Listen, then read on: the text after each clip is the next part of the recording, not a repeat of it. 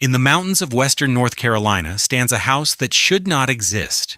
Biltmore Estate contains 250 rooms spread across 4 acres of floor space. It has 35 bedrooms, 43 bathrooms, 65 fireplaces, and an indoor pool. When George Vanderbilt completed construction in 1895, the project had consumed 6 years and cost approximately $6 million. Adjusted for inflation, that exceeds $200 million in today's currency. No American has built anything remotely comparable since. The reason has nothing to do with changing architectural tastes or declining ambition. The world that made Biltmore possible was destroyed deliberately through taxation, regulation, and public fury at extreme wealth. What replaced it reveals something darker about modern inequality. The billionaires did not disappear. They simply learned to hide. In 1888, George Washington Vanderbilt II was 26 years old and controlled a fortune that exceeded the annual budget of most American states. He was the youngest grandson of Commodore Cornelius Vanderbilt, who had died 11 years earlier as the richest man in America. The Commodore had built his empire on steamships and railroads, transforming transportation across the continent. When he died in 1877, his estate was valued at approximately $105 million, more than the entire United States Treasury held in gold reserves at the time. The fortune passed primarily to the Commodore's son, William Henry Vanderbilt, who proved even more capable than his father. William doubled the inheritance within 8 years through railroad expansion and ruthless management. When William died in 1885, he left approximately $200 million divided among his 8 children. George received roughly $10 million outright, plus substantial trust income. At 23 years old, he became wealthier than he could spend in several lifetimes. George was different from his relatives.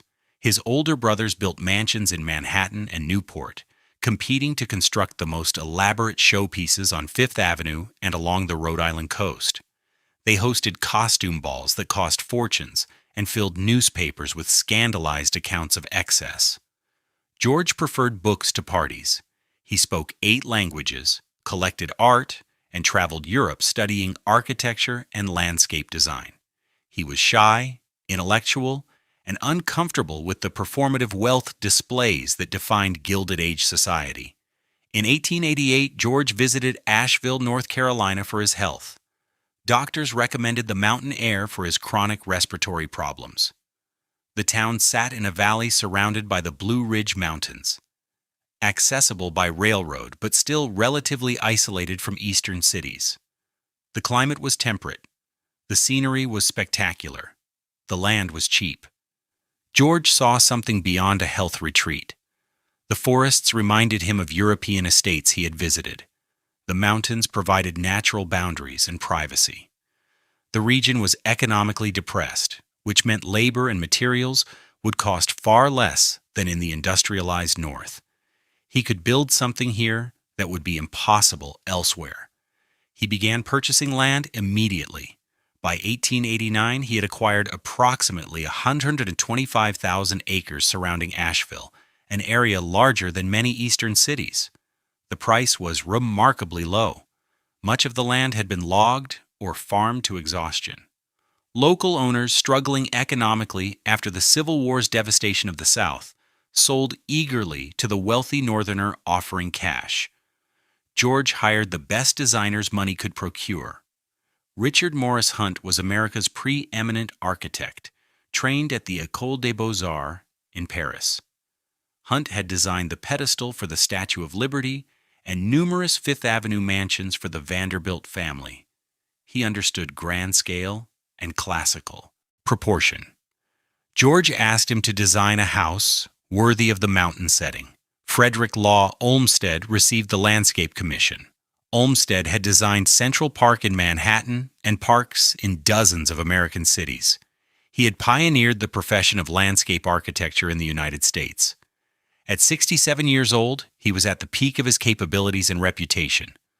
George wanted Olmsted to transform 125,000 acres of cutover forest and exhausted farmland into a planned landscape that would rival anything in Europe. The initial conception was modest by comparison to what eventually emerged. George spoke of building a country house where he could retreat from society and pursue his intellectual interests. Hunt sketched a comfortable residence. Olmsted proposed gardens and a working farm. The project expanded rapidly. Hunt's sketches grew more elaborate with each revision. George wanted a library to house his growing book collection, which already numbered in the thousands. He wanted guest rooms for extended visits from family and friends. He wanted entertainment spaces appropriate for occasional social obligations. He wanted technological systems that would make the house comfortable and modern. Hunt looked to the Loire Valley in France for inspiration. The chateau of the French Renaissance combined grandeur with livability, formality with elegance. He designed a 4-story limestone structure with a steeply pitched roof, massive chimneys, and elaborate stone carving. The style was French Renaissance revival, transplanted to the American South. Olmsted conceived something unprecedented in America. Rather than simply landscaping around a house, he would create a managed landscape encompassing the entire property. Formal gardens would surround the residence. Beyond them, planned forests would demonstrate scientific forestry practices. A model farm would prove that modern agricultural methods could restore the region's depleted soil. The estate would be self-sufficient, producing its own food, lumber, and income. Construction began in 1889. A private railroad spur was built to the construction site to transport materials. Limestone was quarried in Indiana and shipped south. Craftsmen were recruited from across America and Europe. At peak activity, more than 1,000 workers labored on the house and grounds simultaneously. The scale defied anything previously attempted by a private individual in America. The foundations required excavating into bedrock. The steel structural frame was engineered to support stone walls 4 feet thick. The roof covered more than an acre. Every system was designed for permanence, as though the house would stand for centuries. George visited the site regularly during construction, making decisions on details that ranged from stone selection to furniture placement. He worked directly with Hunt and Olmsted, refining plans as the structure rose. The project consumed his attention completely. He had no interest in business or politics. Building Biltmore became his life's work. The house was designed around specific functions. The ground floor contained public spaces, a banquet hall that could seat 64 guests, a library designed to hold 10,000 volumes, a billiard room, and multiple sitting rooms. The second floor held family bedrooms and guest suites. The third floor contained additional guest rooms and storage. The fourth floor housed servants' quarters.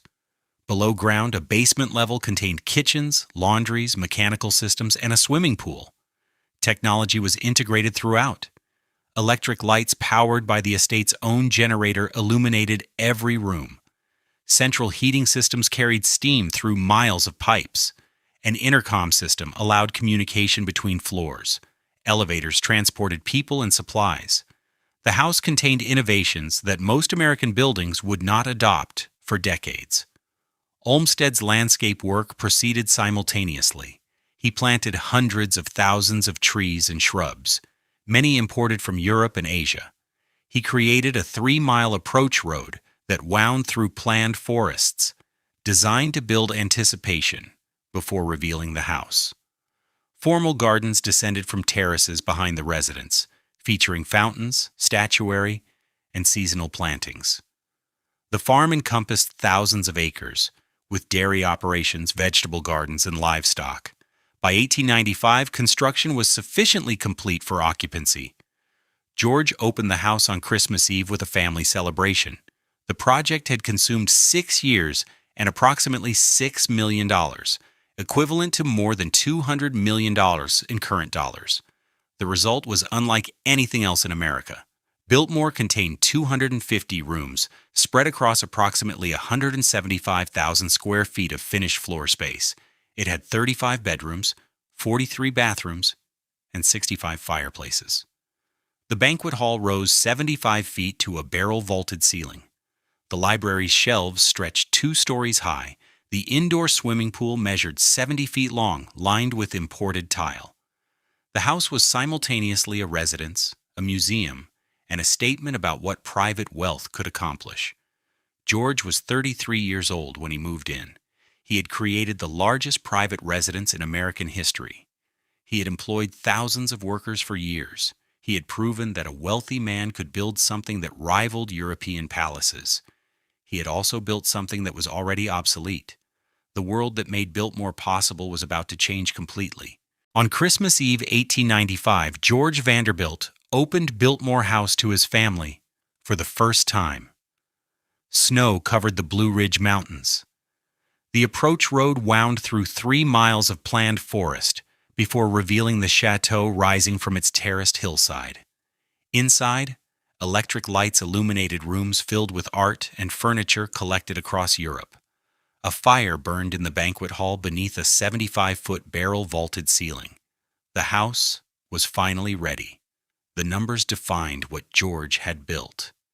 Biltmore contained 250 rooms across 4 stories, plus a full basement. There were 35 bedrooms for family and guests.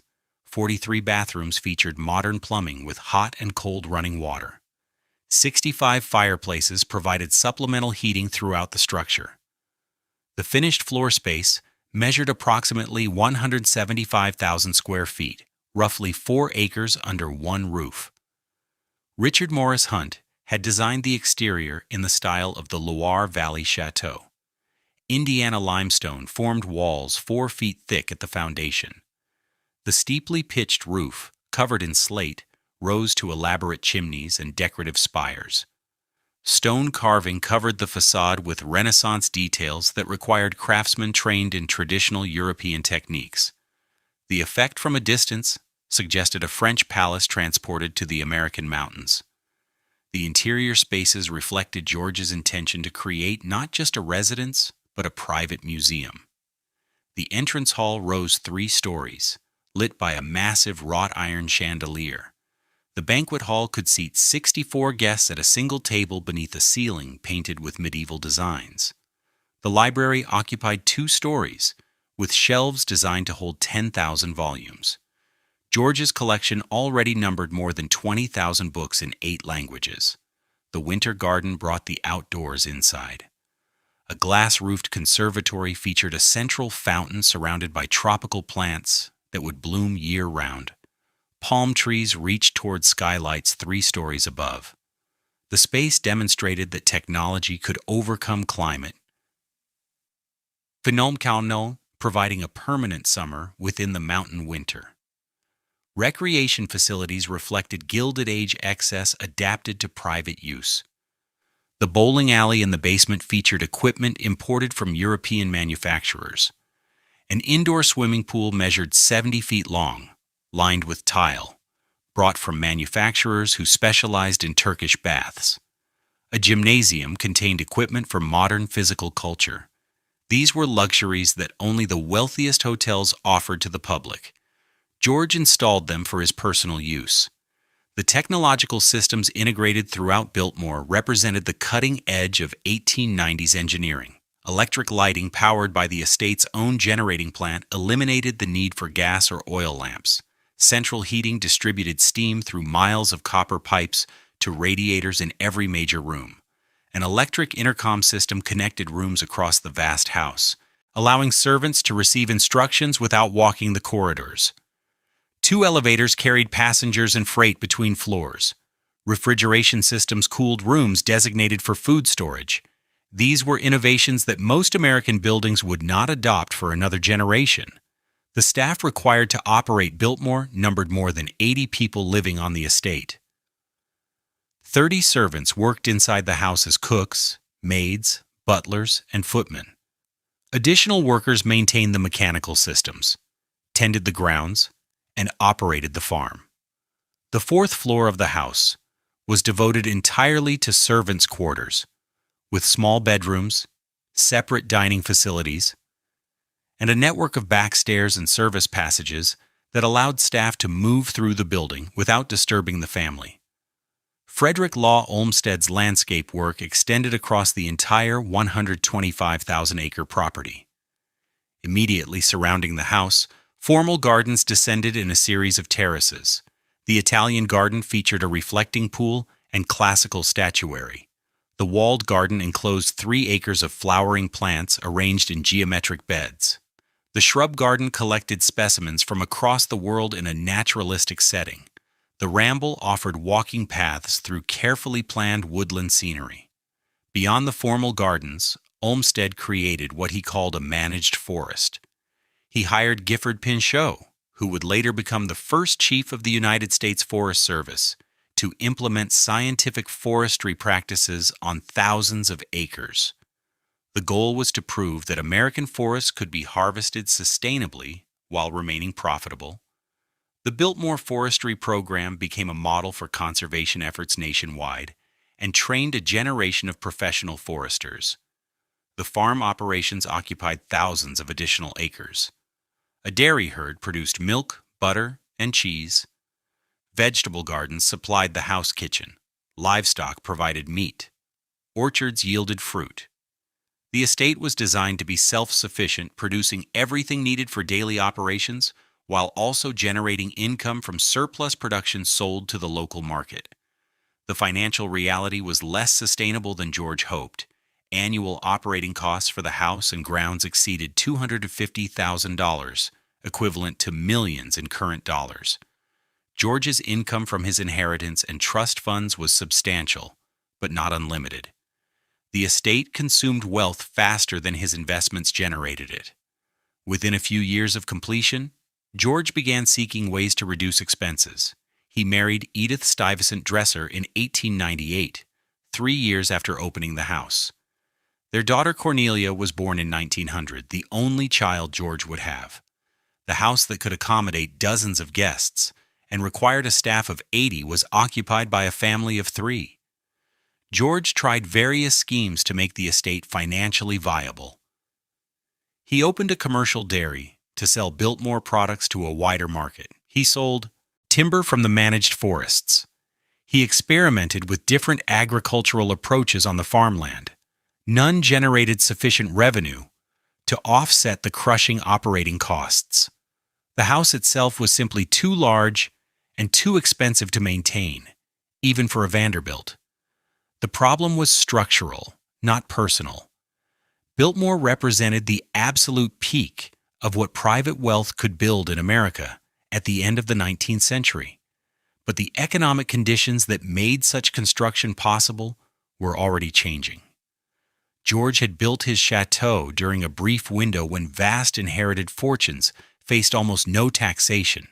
Labor was cheap and abundant, and society accepted extreme displays of wealth as natural consequences of industrial success. That window was closing.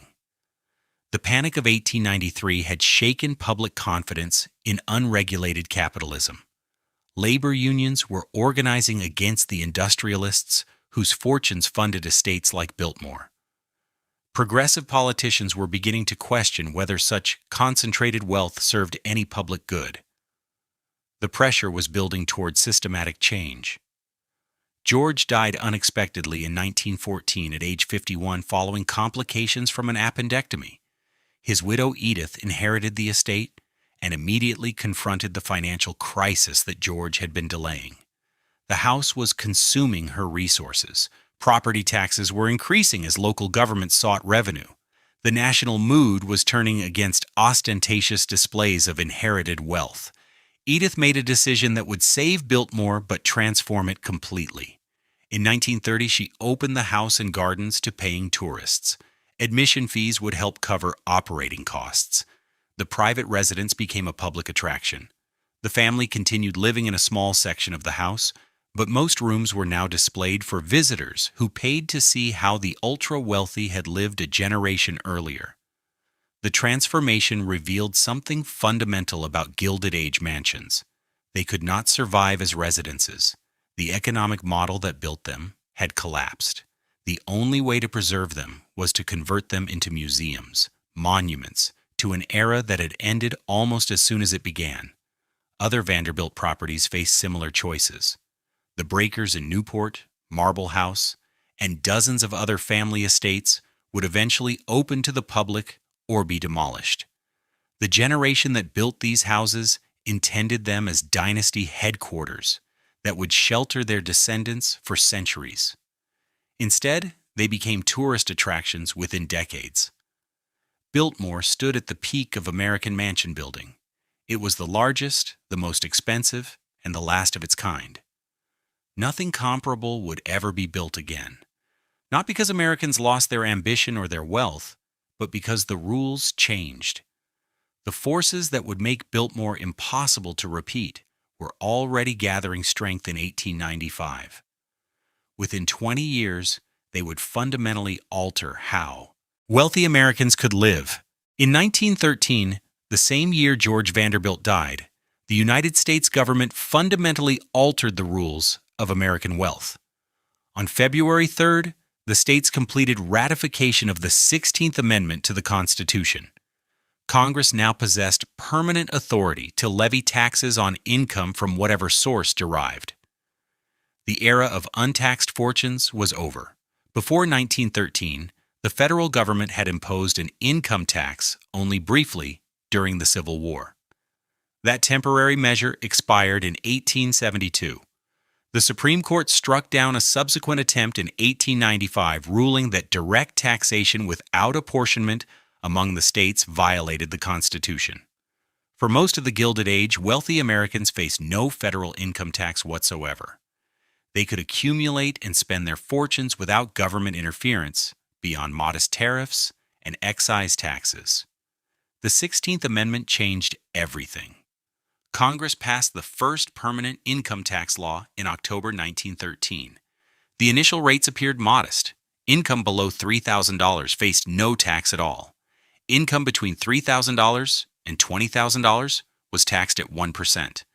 The top marginal rate of 7% applied only to income exceeding $500,000 annually, which affected perhaps a few hundred families nationwide. The rates did not stay modest. World War I demanded unprecedented government revenue. Congress raised the top marginal rate to 15% in 1916, then to 67% in 1917, and finally to 77% in 1918. The threshold for the top rate dropped to $1 million, capturing a larger number of wealthy individuals. A man who earned $2 million in 1918 would surrender more than $1.5 million to federal taxation.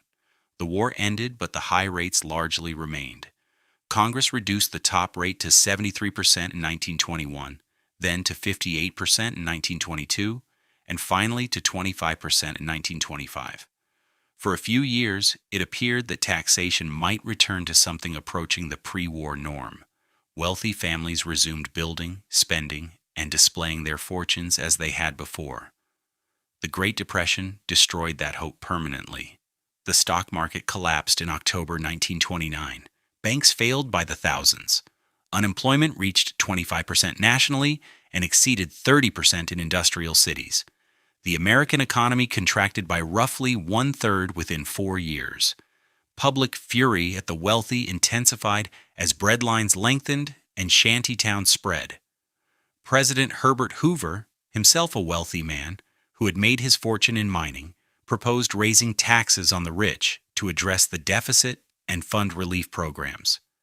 Congress passed the Revenue Act of 1932, which increased the top marginal rate to 63%. When Franklin Roosevelt won the presidency in a landslide that November, he made higher taxes on the wealthy a centerpiece of his New Deal agenda. The Revenue Act of 1935 raised the top rate to 79% on income exceeding $5 million annually. Roosevelt called it the wealth tax, and he defended it explicitly as an attack on concentrated fortunes. He argued that extreme inequality threatened democracy itself, and that progressive taxation would redistribute wealth more fairly across society. The Supreme Court upheld the new tax rates, abandoning its earlier hostility to income taxation. By 1940, the top marginal rate had reached 81%. During World War II, It climbed to 94% on income over $200,000. For the next 3 decades, the top rate never dropped below 70%. A wealthy American who earned $1 million annually might keep less than $100,000 after federal taxes. The income tax was only part of the squeeze on mansion economics. Estate taxes struck when wealth transferred between generations. Congress first imposed a federal estate tax in 1916 at a maximum rate of 10% on estates exceeding $5 million. The rate rose steadily, reaching 25% by 1924, 45% by 1934, and 77% by 1941. The combination was devastating for families attempting to maintain large estates across generations. A fortune that survived income taxation while the original builder lived faced estate taxation when he died. If his heir attempted to maintain the family mansion, annual property taxes consumed additional wealth. The three-legged tax system ensured that even the largest fortunes would eventually be dispersed or depleted. Property taxes escalated simultaneously at state and local levels. State governments and municipalities, desperate for revenue during the Depression, raised assessment values and increased mill rates. A mansion that might have faced property taxes of a few $1,000s annually in 1913 could face bills exceeding $50,000 by the 1930s. The ongoing cost of owning a palace became prohibitive regardless of income. The mathematics were simple and brutal. Consider a mansion requiring $250,000 annually to operate, similar to Biltmore's costs.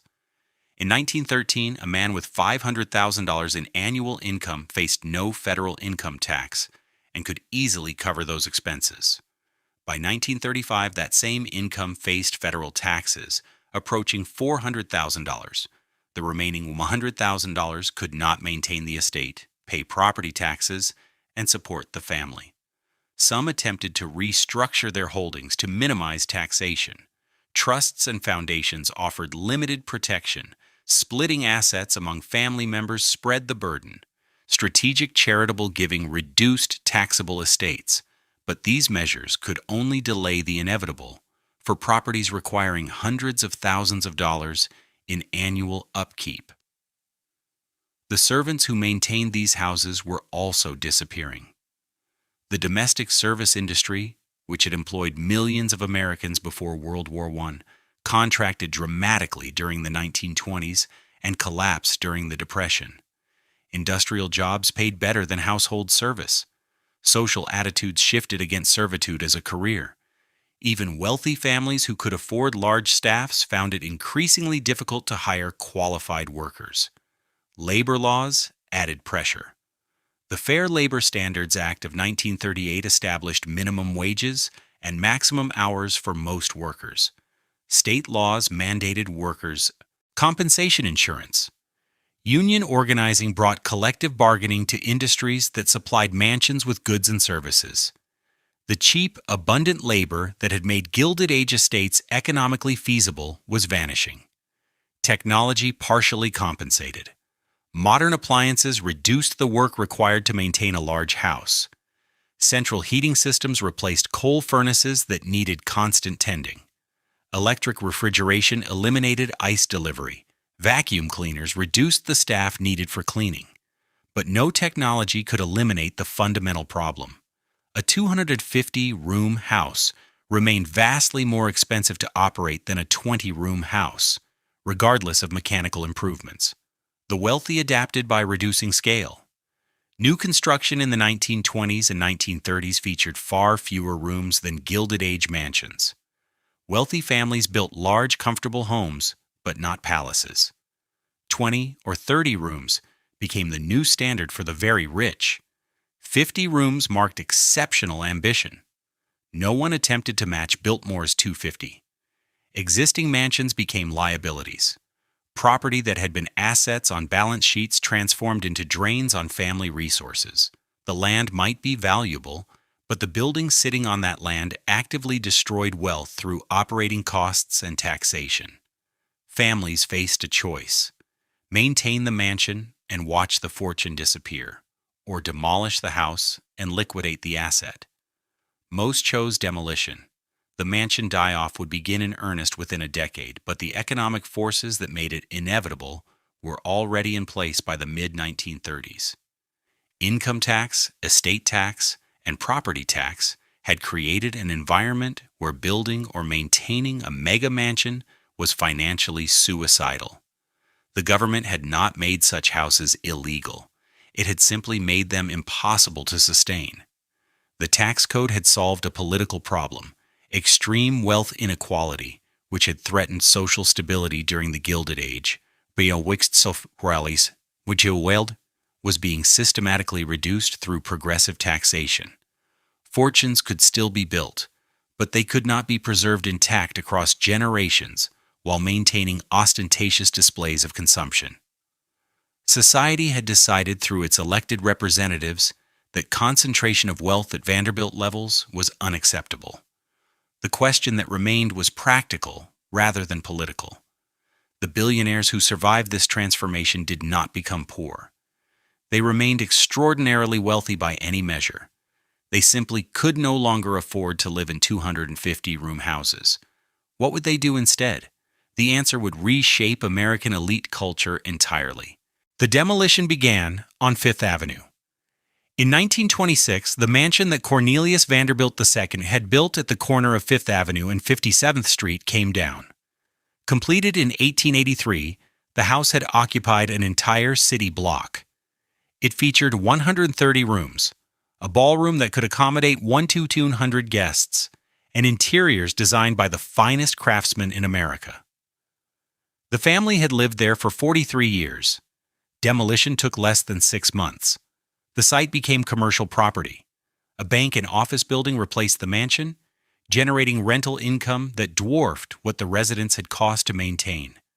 The Vanderbilts had made the economically rational choice. The house was consuming wealth. The land beneath it was valuable.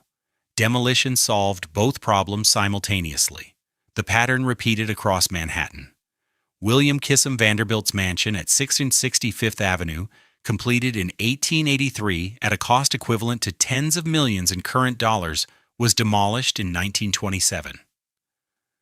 The house had been the first in New York designed in the French chateau style, setting a trend that dominated elite architecture for a generation. 44 years after construction, it became rubble.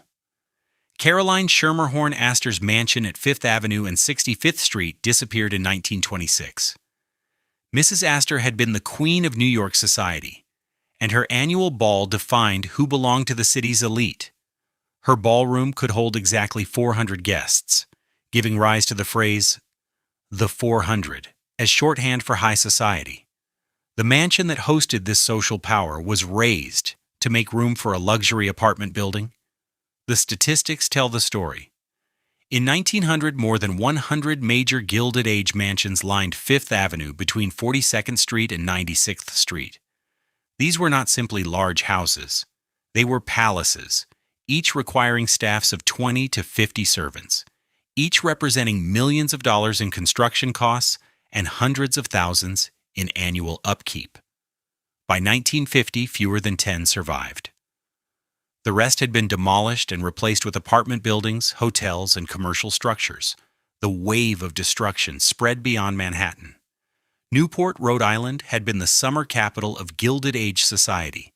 Families built cottages along the Atlantic coast that rivaled European palaces in scale and cost. These were vacation homes, occupied for perhaps 8 weeks each summer, staffed year-round to maintain them in readiness. The breakers, built by Cornelius Vanderbilt II in 1895 at a cost of $7 million, survived only because the family donated it to the Preservation Society of Newport County in 1948. The alternative was demolition.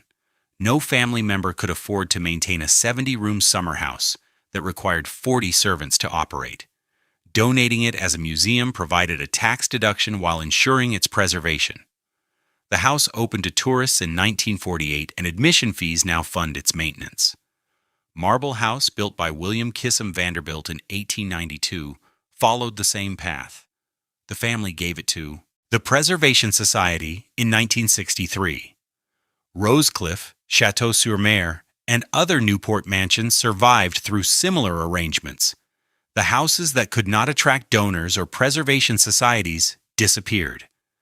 Chicago lost virtually its entire collection of Gilded Age mansions. Potter Palmer's Castle on Lakeshore Drive, completed in 1885, was demolished in 1950. The house had contained 42 rooms and a 3-story art gallery. Palmer had been one of Chicago's wealthiest merchants, and his mansion had defined elite architecture in the city for decades. The land was worth more empty than occupied. The same pattern played out in San Francisco, Philadelphia, Cleveland, and every major American city. Houses built to last centuries were demolished within 2 or 3 generations. The economics were inescapable.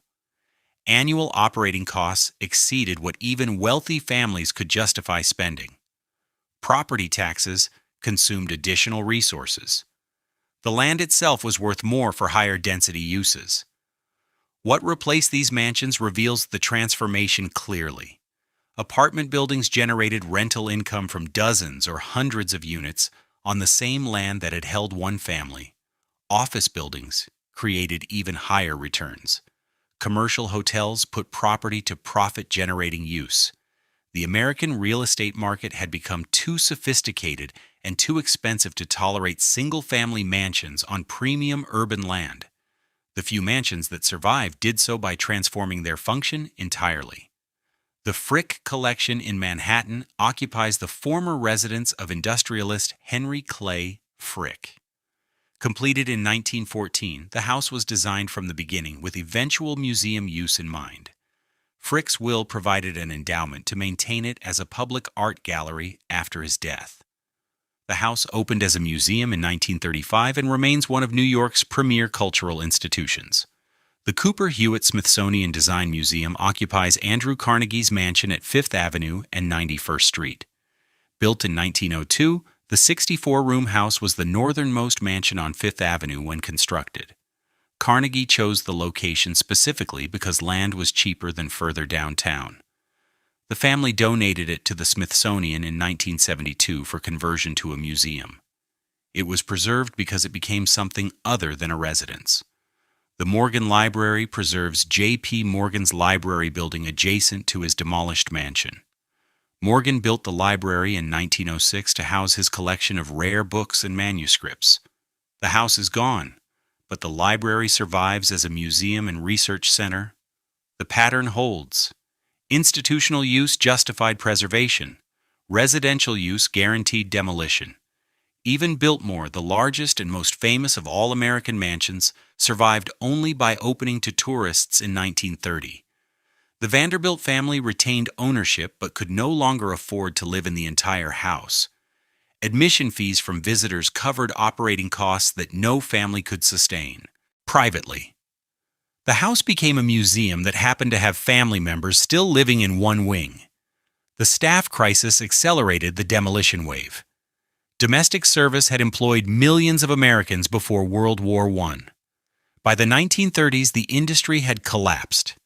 Young people chose factory jobs or clerical work over household service. Even families with sufficient wealth to maintain large houses could not find workers willing to fill the positions. Technology helped, but could not compensate entirely. Modern appliances reduced the work required for cleaning, cooking, and maintenance. Central systems for heating and cooling eliminated some of the most labor-intensive tasks. But no technological advance could make a 100-room house as efficient to operate as a 20-room house. The scale itself was the problem. The Great Depression provided the final push. Families struggling to maintain enormous houses while their investment income disappeared faced stark choices. Some held on through the 1930s, consuming capital to cover operating losses. Most concluded that preserving the family fortune mattered more than preserving the family mansion. The houses came down. By 1950, the transformation was complete. The American mansion as Gilded Age symbol had become extinct. Those that survived did so as museums, schools, or institutional buildings. None functioned as private residences in the way their builders had intended. The era of building palaces for oneself had ended permanently.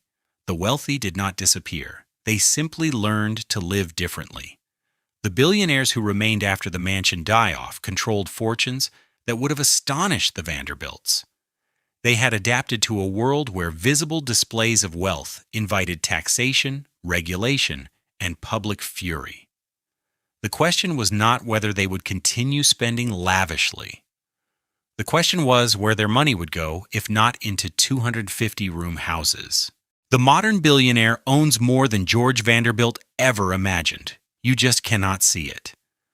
Bill Gates lives in a house called Xanadu 2.0 on the shore of Lake Washington near Seattle. The residence measures approximately 66,000 square feet, spread across multiple buildings on 5 acres. This is large by any standard.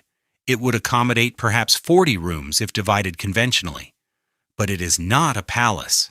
It is not meant to be seen from the street or to inspire awe in visitors. The approach is deliberately understated. Trees screen the property from public view. The design prioritizes technology and privacy over grandeur and display. The house cost an estimated $63 million to build in the 1990s, a substantial sum but a fraction of what Gates could afford. His net worth has exceeded $100 billion at various points. He could have built 10 Biltmores. He chose not to. The decision was strategic, not modest. Jeff Bezos follows a similar pattern. His real estate holdings span multiple properties worth hundreds of millions collectively. A mansion in Beverly Hills, apartments in New York, a ranch in Texas, a compound in Washington. Each property is substantial, but none approaches palace scale. Bezos owns more total residential square footage than the Vanderbilts did, but he has distributed it across locations and hidden it behind corporate structures. The public rarely sees any of it. Mark Zuckerberg bought his Palo Alto home in 2011 for $7 million. The house itself is relatively modest for a billionaire, approximately 5,000 square feet. But Zuckerberg then purchased the 4 surrounding properties over the following years for a combined $43 million. The strategy was not expansion, but privacy. By controlling the neighboring land, he created a buffer zone that prevents close observation of his residence. The investment was defensive, not ostentatious. This pattern reflects a deliberate shift in how the ultra-wealthy approach residential real estate. The calculation has changed completely since the Gilded Age. Building a visible palace creates multiple problems that Gates, Bezos, and Zuckerberg understand instinctively. First, security. Ostentatious display attracts unwanted attention.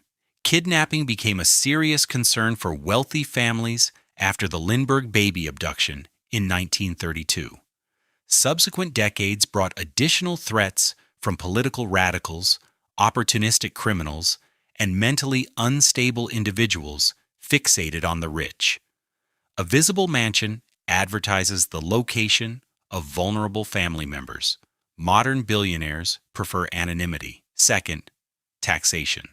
Property assessors notice palaces. A 250-room mansion generates an enormous property tax bill annually. Assessment fights with local governments consume time and money. Smaller properties in favorable jurisdictions minimize this burden. Many billionaires maintain legal residences in states with no income tax and low property taxes. Florida, Texas, Nevada, and Wyoming attract wealthy residents for precisely this reason. Third, public relations. Building a palace invites media coverage and public criticism. The Occupy Wall Street movement in 2011 demonstrated continuing public hostility toward visible wealth inequality.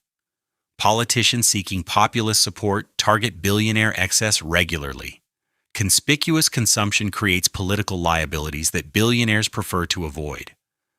The strategic response has been to shift wealth away from residential real estate entirely. Rather than investing hundreds of millions in a single showpiece mansion, modern billionaires deploy capital across diverse holdings that generate returns rather than consuming resources. The compound strategy exemplifies this approach. Rather than building one enormous house, wealthy individuals construct multiple smaller structures on large properties. Each building serves a specific function. One contains living quarters, another houses offices, a third provides guest accommodations, a fourth holds recreational facilities. The total square footage may equal or exceed Gilded Age mansions, but the architectural presentation remains deliberately modest. Silicon Valley billionaires particularly favor this approach. Larry Ellison, founder of Oracle, owns approximately 1,500 acres on the Hawaiian island of Lanai, which he purchased outright for $300 million in 2012. He controls an entire island, something no Vanderbilt achieved. But the individual structures on the property remain relatively small and widely distributed. The power lies in owning the island, not in building a palace visible from the sea. Ownership structure matters as much as physical structure. Modern billionaires typically hold property through limited liability companies, trusts, and other legal entities that obscure personal connection. Public records may show that 123 Property Holdings LLC owns a particular estate, but connecting that entity to a specific billionaire requires substantial research. The privacy protection is deliberate and professionally maintained. This opacity serves multiple purposes. It complicates security threats by making it harder to locate family members. It reduces property tax assessments by eliminating the premium that attaches to celebrity ownership. It shields wealth from public scrutiny that might generate political pressure for higher taxation. The strategy treats residential real estate as a security liability to be minimized rather than a status symbol to be displayed. The tax advantages extend beyond annual property taxes. Estate planning drives many residential real estate decisions. A $100 million mansion represents $100 million subject to estate tax when the owner dies. That same $100 million invested in productive assets generates income while growing in value, and sophisticated estate planning can shield much of it from taxation. The mansion consumes wealth. The investment portfolio multiplies it. Conservation easements provide additional benefits. Wealthy landowners who donate development rights on large properties receive substantial tax deductions while retaining use of the land. Ted Turner has used this strategy extensively on his numerous ranches across the American West. The land remains in his control, but he captures tax benefits by restricting future development. The calculation is straightforward. A billionaire with $10 billion in assets who builds a $500 million palace destroys wealth in multiple ways. Construction consumes capital. Annual operating costs consume additional capital. Property taxes consume more. The asset appreciates slowly, if at all, while requiring constant maintenance. When the owner dies, estate taxes claim a significant portion. The palace is a wealth destruction machine. That same $500 million invested in a diversified portfolio of stocks, bonds, and private equity generates substantial annual returns. The assets grow over time. Professional management minimizes tax liability. Estate planning structures protect the wealth for future generations. The portfolio is a wealth multiplication machine. Modern billionaires understand this calculation perfectly. They maintain comfortable residences, often quite large by normal standards, but they avoid the scale that defined Gilded Age mansions. The wealth exists, but it flows into channels that generate returns rather than consuming resources. The question is where that wealth goes, if not into palaces. The answer reveals something more troubling than Gilded Age ostentation. John D. Rockefeller built Kykuit, his estate overlooking the Hudson River. His foundation built the headquarters of the United Nations. The mansion cost millions. The foundation controls billions. Which represents more power? The Rockefeller model established the pattern that modern billionaires follow. Transform from hated monopolist to celebrated philanthropist through strategic charitable giving. The strategy serves multiple purposes simultaneously. It provides enormous tax deductions. It shapes public policy without democratic oversight. It purchases reputation and legacy. Most importantly, it allows wealth to exercise power across generations in ways that mansions never could. The modern charitable foundation operates as something between a nonprofit organization and a dynastic trust. Assets placed in the foundation avoid estate taxation entirely. The foundation itself pays no taxes on investment income. Grants to qualified charities provide public benefit while advancing the founder's priorities. Family members often serve as trustees, controlling billions in perpetuity. The scale dwarfs anything the Gilded Age imagined. The Bill and Melinda Gates Foundation holds an endowment exceeding $50 billion, making it the largest private charitable foundation in the world. Annual grant-making exceeds $5 billion. The foundation shapes global health policy, education reform, and agricultural development across dozens of countries. Its influence on international vaccination programs alone affects hundreds of millions of people. The foundation model provides something a mansion cannot. A palace displays wealth but exercises no direct power beyond impressing visitors. A foundation with a $50 billion endowment shapes the priorities of governments, universities, and international organizations. Gates Foundation funding decisions influence research agendas, public health strategies, and educational policies worldwide. This is power that persists regardless of where Bill Gates chooses to sleep at night. The Chan-Zuckerberg Initiative, established in 2015, takes the model further. Rather than creating a traditional charitable foundation, Mark Zuckerberg and his wife Priscilla Chan structured their philanthropy as a limited liability company. This provides even greater flexibility. An LLC can make political donations, invest in for-profit companies, and lobby for policy changes that traditional foundations cannot pursue. Zuckerberg pledged to transfer 99% of his Facebook shares to the initiative, a commitment worth more than $100 billion at various market valuations.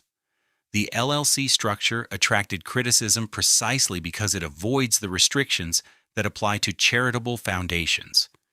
Traditional foundations must distribute at least 5% of their assets annually to qualified charities.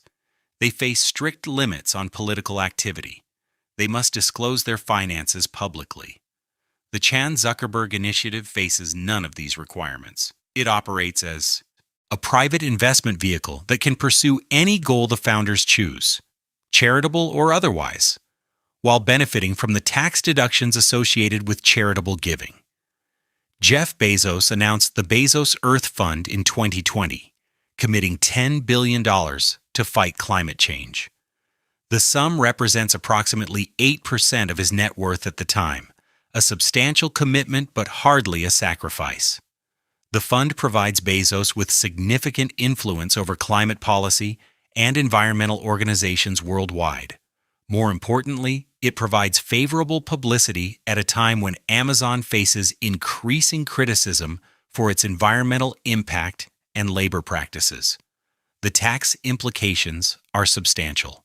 A billionaire who donates $10 billion to a charitable foundation receives a tax deduction for the full amount. At the highest tax rates, this could save approximately $4 billion in federal taxes. The remaining $6 billion, which the billionaire genuinely surrendered, purchases enormous influence over how and where those funds are deployed. The foundation invests the endowment, generating returns that fund grants in perpetuity. The donors' priorities shape charitable giving long after their death. Media ownership provides another channel for influence that mansions could never deliver. Jeff Bezos purchased The Washington Post in 2013 for $250 million. This was pocket change for a man worth more than $100 billion at the time. But the acquisition provided ownership of one of America's most influential newspapers, a publication that shapes political discourse in the nation's capital. The Post operates independently under Bezos's ownership, maintaining journalistic standards that predate his acquisition. But the mere fact of his ownership raises inevitable questions about coverage of Amazon, his space company Blue Origin, and his personal affairs. Publishers traditionally wielded enormous political influence. Bezos acquired that influence for less than the cost of maintaining Biltmore for 2 years. Laurene Powell Jobs, widow of Apple founder Steve Jobs, purchased a majority stake in The Atlantic magazine in 2017. Mark Benioff, founder of Salesforce, bought Time magazine in 2018 for $190 million. Patrick Soon-Shiong purchased the Los Angeles Times in 2018 for $500 million. In each case, billionaires acquired major media properties for sums that represented tiny fractions of their total wealth. The pattern reflects a calculated strategy. Major media properties confer prestige and influence disproportionate to their financial value. Most operate at losses or narrow margins, making them unattractive to profit-focused investors. But for billionaires seeking platforms to shape public discourse, these properties are bargains. The cost of ownership is trivial. The potential influence is substantial. Elon Musk's acquisition of Twitter in 2022 for approximately $44 billion represents the extreme version of this strategy. The platform had roughly 400 million users and served as a primary channel for political discourse, news dissemination, and public debate. Musk's purchase gave him control over the algorithms that determine what hundreds of millions of people see, the moderation policies that govern what they can say, and the features that shape how they interact. The price was substantial even for Musk, requiring him to leverage other assets and take on significant debt. But the acquisition provided something no mansion could offer. Twitter is infrastructure. It is a platform that politicians, journalists, activists, and citizens worldwide depend on for communication. Controlling that platform provides influence over public discourse itself. The comparison to Gilded Age power is instructive. John D. Rockefeller controlled 90% of American oil refining. This gave him enormous economic power and substantial political influence. But his power operated through market mechanisms and was ultimately constrained by antitrust law. Modern platform owners exercise power more directly. They control the systems through which information flows, conversations occur, and communities form. Mark Zuckerberg controls Facebook, Instagram, and WhatsApp, platforms with more than 3 billion combined users. This is a larger population than any nation-state. The algorithms that determine what content these users see, the policies that govern what they can post, and the data collection practices that monetize their attention are all controlled by Zuckerberg and his subordinates.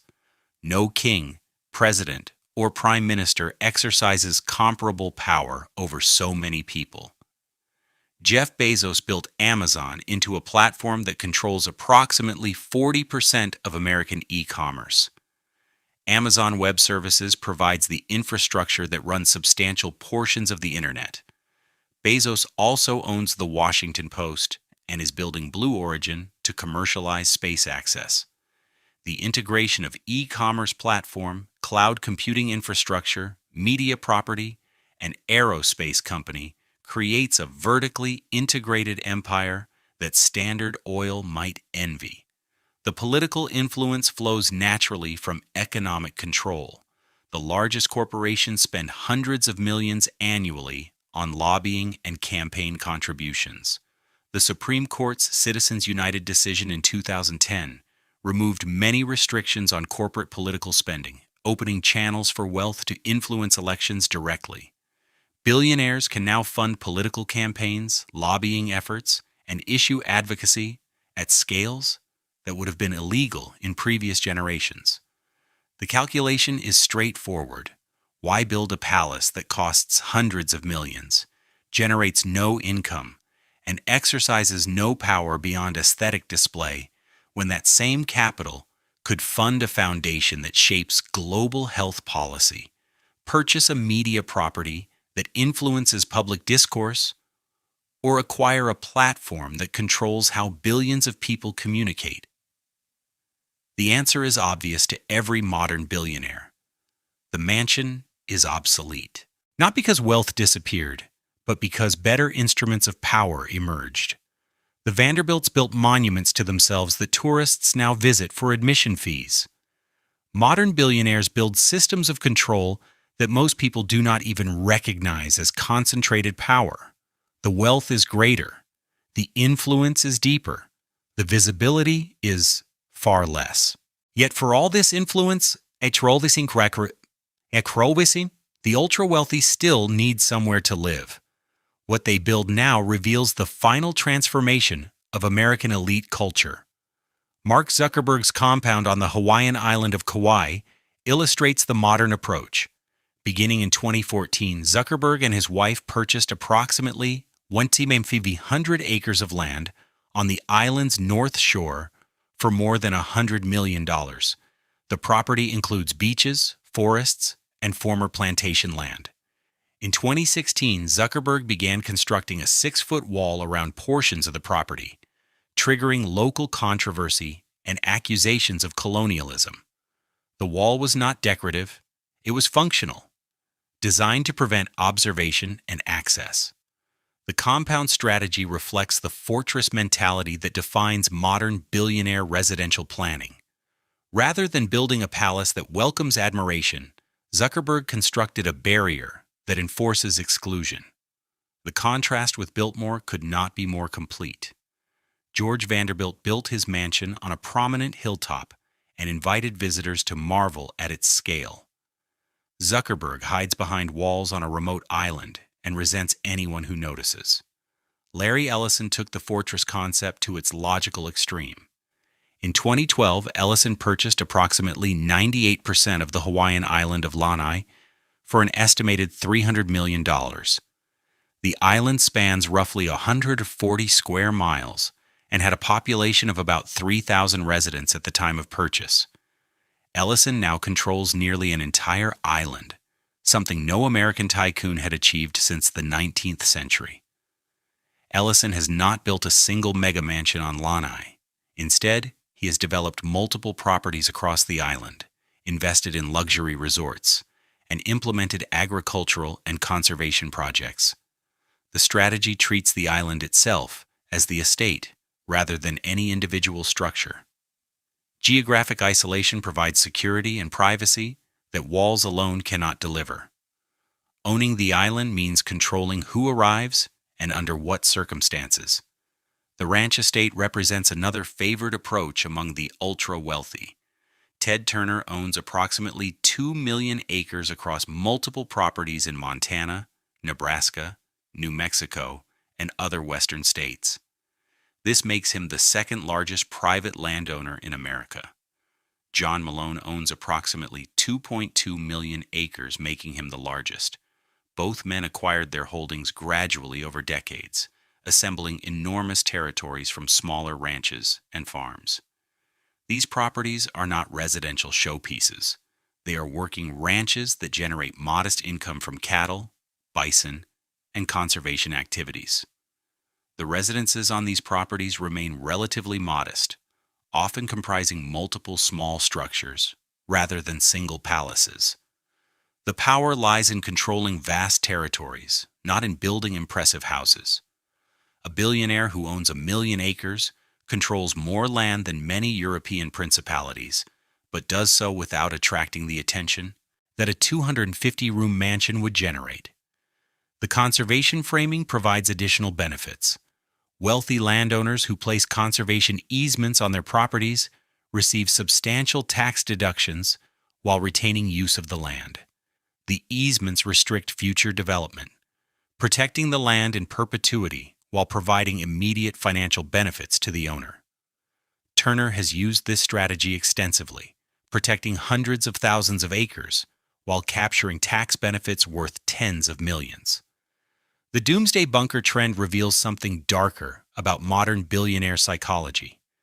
Since 2008, survivalist preparation has become increasingly common among Silicon Valley elites. Peter Thiel purchased property in New Zealand and obtained citizenship there, reportedly as insurance against social collapse in the United States. Other tech billionaires have followed similar strategies, acquiring remote properties as potential refugees. The bunker construction industry has grown to serve this demand. Companies now specialize in converting decommissioned missile silos into luxury underground residences. These facilities feature air filtration systems, independent power generation, extensive food storage, and security systems designed to withstand civil unrest or environmental catastrophe. Prices range from hundreds of thousands to tens of millions of dollars, depending on specifications. The psychology behind bunker preparation differs fundamentally from Gilded Age mansion building. Vanderbilt built Biltmore to display confidence and permanence. He expected his fortune and his family to endure for generations on that mountain. Modern billionaires building bunkers expect society to collapse and plan accordingly. The shift from palace to fortress to bunker traces a progression from confidence to anxiety to paranoia.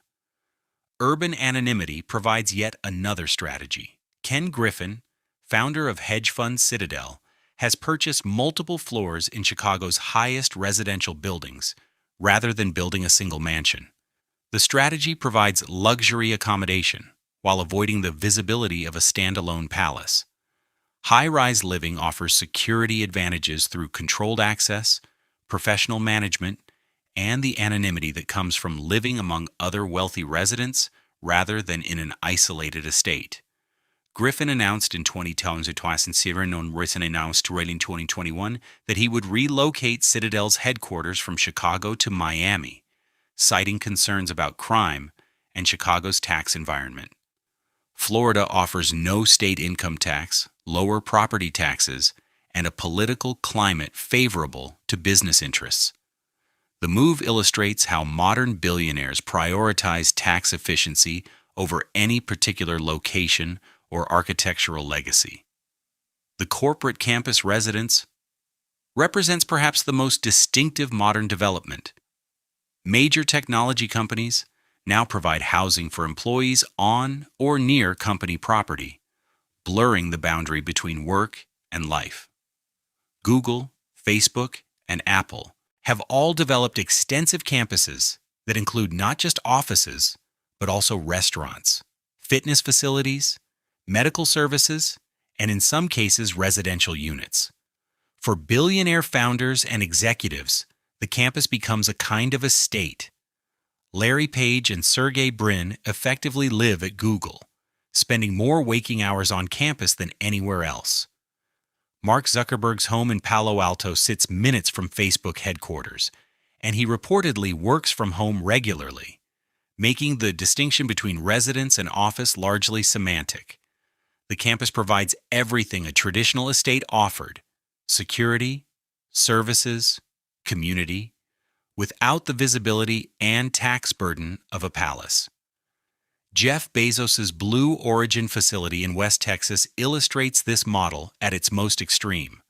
The company's launch site and testing facility sprawls across hundreds of thousands of acres in a remote desert region. Bezos maintains residential facilities on the property, blending workspace with personal retreat. The facility is technically a commercial aerospace operation, but it also functions as a private domain, where Bezos can pursue his space ambitions away from public scrutiny. Common threads connect these diverse strategies. Every approach prioritizes privacy and security over display. Every approach seeks to minimize taxation through jurisdiction selection, legal structures, or conservation mechanisms. Every approach reflects awareness that visible wealth attracts negative attention from criminals, activists, politicians, and the public. Most importantly, none of these approaches creates anything like Biltmore. No modern billionaire builds a 250-room house meant to be admired by the public and preserved for generations. The ultra-wealthy still control enormous resources and occupy substantial properties, but they do so in ways designed to hide wealth rather than display it. The mansion as statement of permanence and confidence has been replaced by compounds, ranches, bunkers, and urban anonymity that reflect a different psychology entirely. The question is whether this transformation represents progress. Gilded Age mansions offended democratic sensibilities and wasted resources on ostentation. But at least everyone could see the wealth and knew who possessed it. Modern billionaire holdings are vast, powerful, and largely invisible. The public cannot photograph what it cannot find. The tax assessor cannot value what is hidden behind LLCs. The historian cannot study what leaves no architectural record. Biltmore still stands because it became something George Vanderbilt never intended. The private retreat became a public museum. The family seat became a tourist attraction. The monument to one man's wealth became a source of employment and economic activity for an entire region. Whether any of today's billionaire compounds will serve similar purposes a century from now remains uncertain. Most were designed to disappear rather than endure. Block, Section 7, She Word. Count, approx. 1,050 words. Today, Biltmore Estate receives approximately 1.4 million visitors annually. They arrive by car and tour bus, purchase admission tickets, and walk through rooms preserved exactly as they appeared when George Vanderbilt died. The banquet hall still displays the long table set for Christmas dinner. The library still holds thousands of books on shelves rising 2 stories high. The winter garden still features tropical plants beneath glass skylights. The house has become what it could never be while the family lived there fully, a monument to a vanished world. The estate operates as a profitable business. Admission fees generate more than $100 million in annual revenue. The property includes hotels, restaurants, a winery, and retail operations. Employment exceeds 2,000 people, making Biltmore one of the largest employers in western North Carolina. The house that consumed George Vanderbilt's fortune now generates substantial income for his descendants and provides economic benefits to the surrounding region. The financial model represents the only viable path for preserving Gilded Age mansions. Private residential use proved economically impossible. Only by transforming into tourist attractions, museums, or institutional facilities could these structures survive. Biltmore succeeded where most others failed because the family adapted early, opening to tourists in 1930 when commercial tourism was still developing as an industry.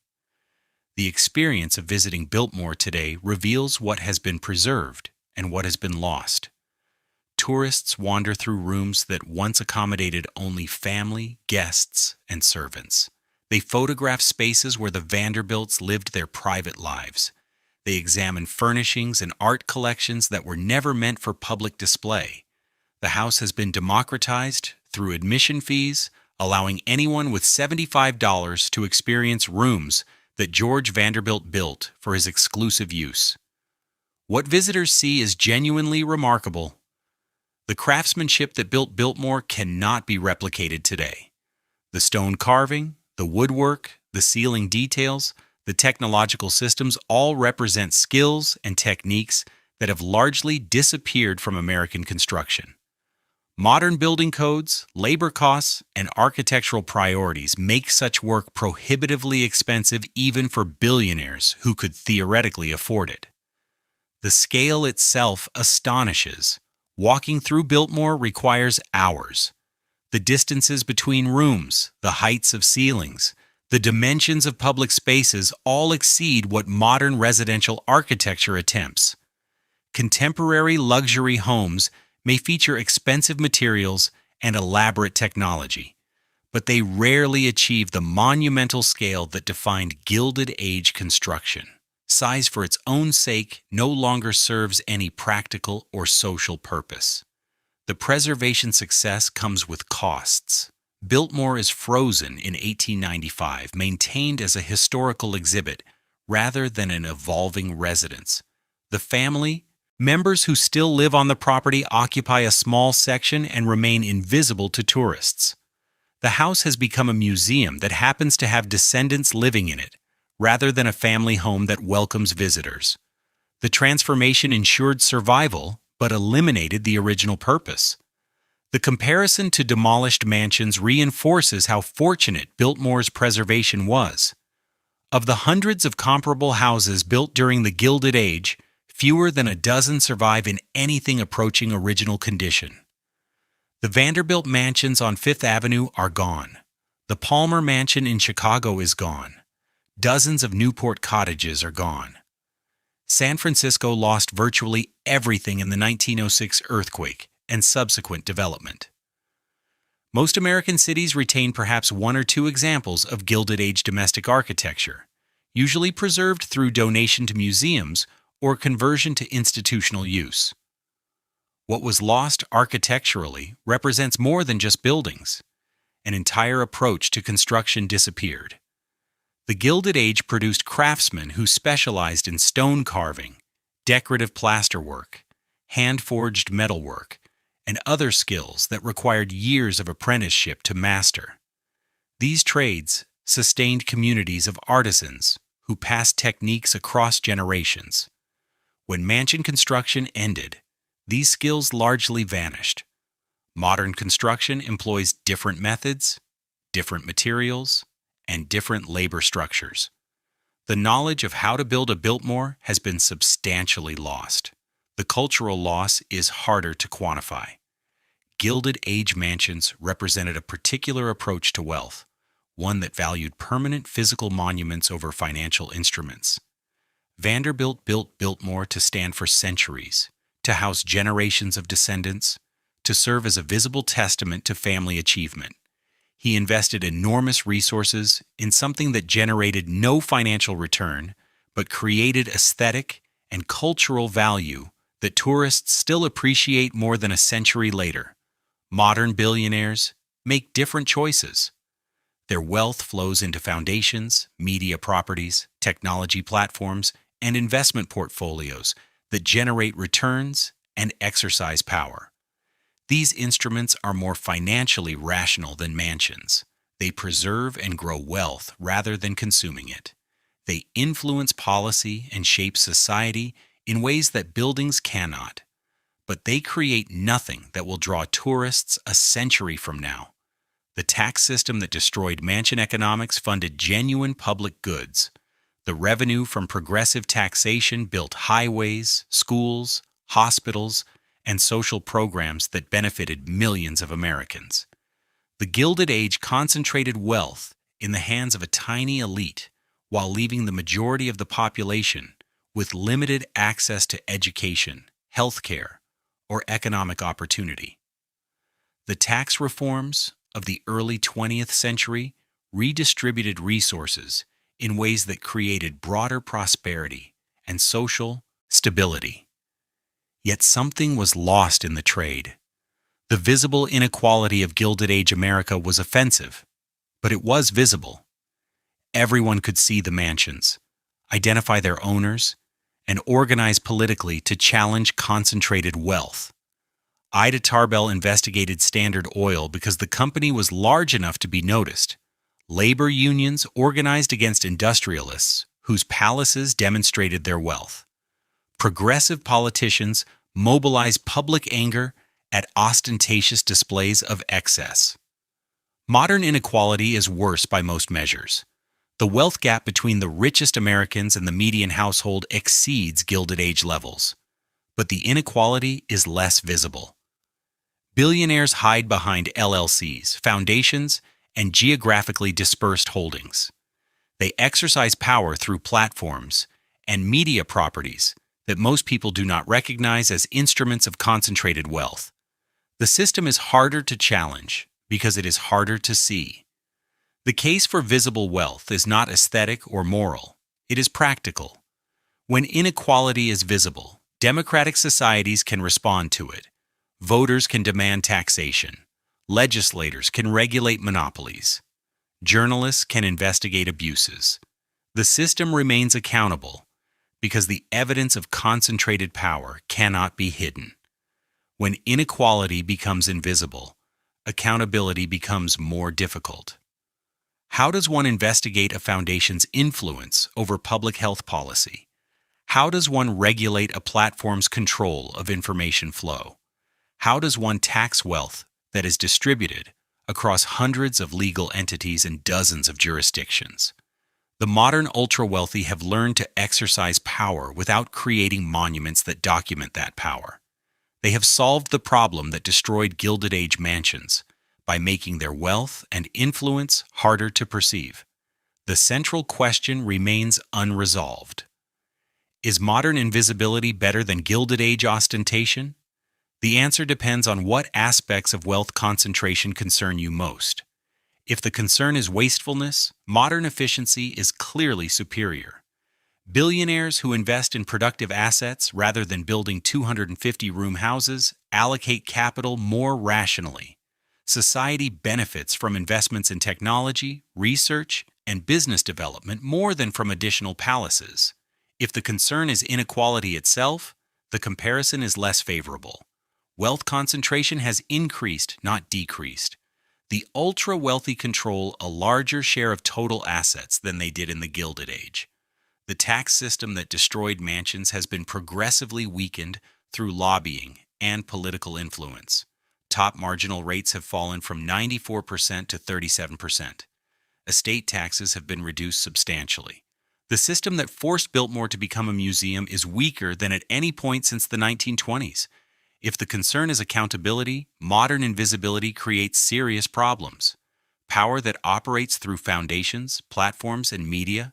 Properties is harder to challenge than power that built visible palaces.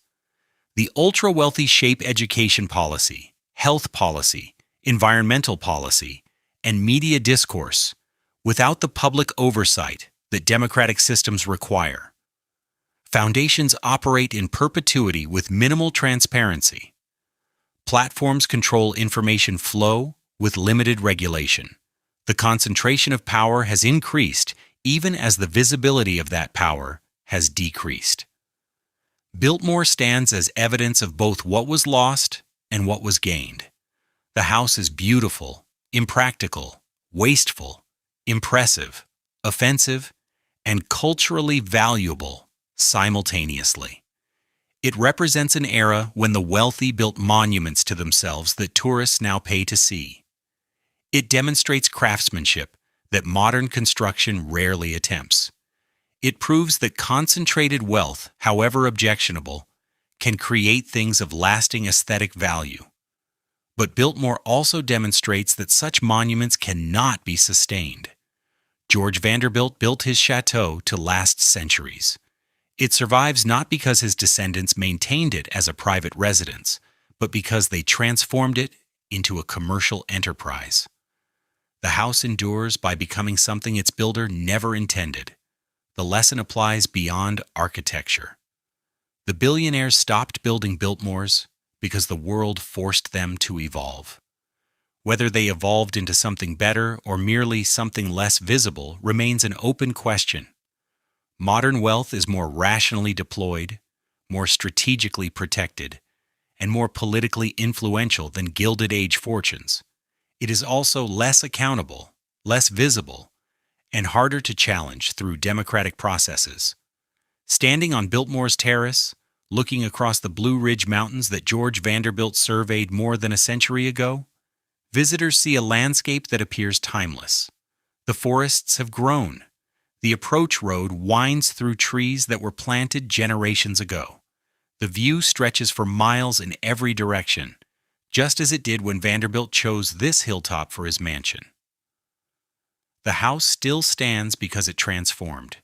The fortune that built it dispersed because it could not be protected. The world that made such construction possible ended definitively within 2 decades of Biltmore's completion.